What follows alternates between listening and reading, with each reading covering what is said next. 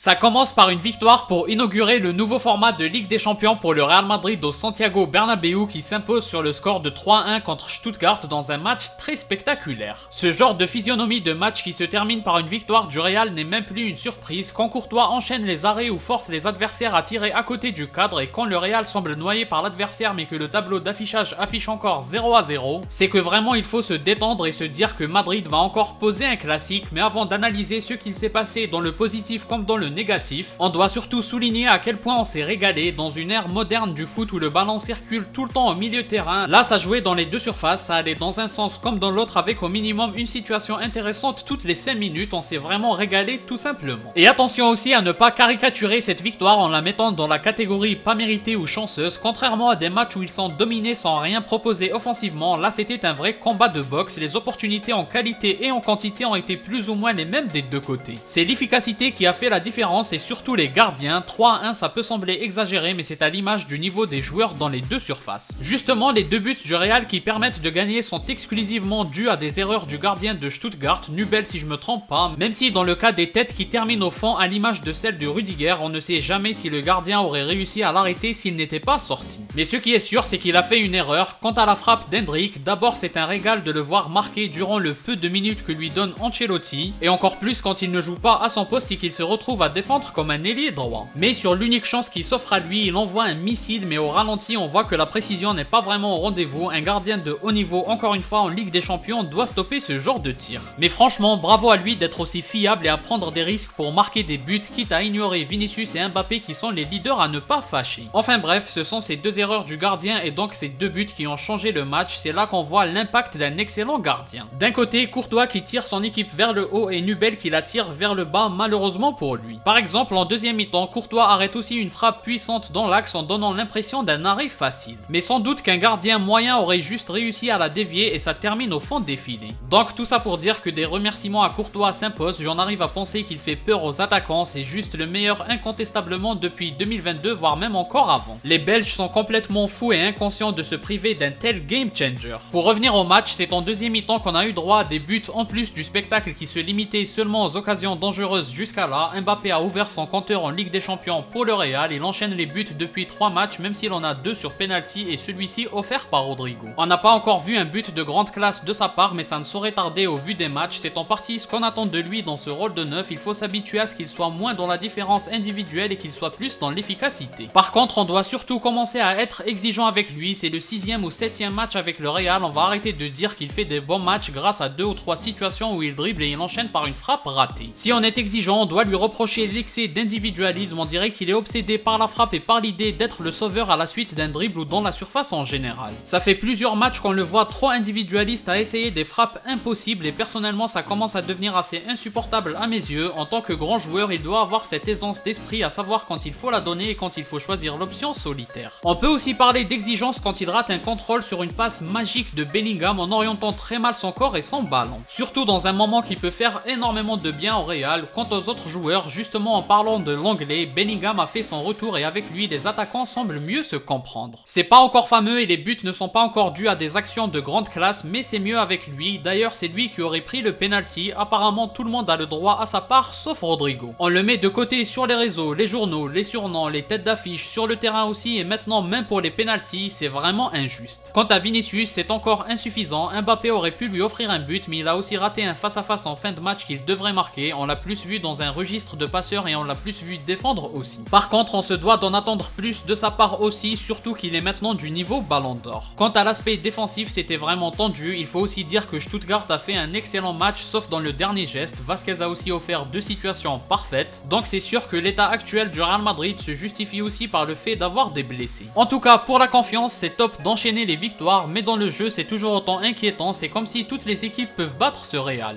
Des buts on en marque toujours, ça c'est bien mais ça semble si facile d'en encaisser, certes c'était aussi ça le Real Madrid récent mais là c'est un peu trop abusé. Enfin bref, globalement c'est des débuts réussis et encore un super match à voir au Bernabéu, c'est vraiment un plaisir de suivre les matchs de ce Real Madrid à défaut d'être serein et de gagner aisément. Après avec ce format faut vraiment être catastrophique durant 8 matchs pour sortir dès la phase de ligue, donc il n'y a pas de quoi paniquer non plus. C'est aussi pour cette raison qu'on doit plus insister sur la qualité de jeu que sur les résultats et c'est donc la raison pourquoi on ne peut pas être totalement optimiste. Comme d'habitude n'hésitez pas à donner votre avis avis en commentaire. Si vous avez aimé, laissez un like et abonnez-vous pour ne rien rater. Partagez aussi la vidéo pour me soutenir. Moi je vous dis à la prochaine, portez-vous bien.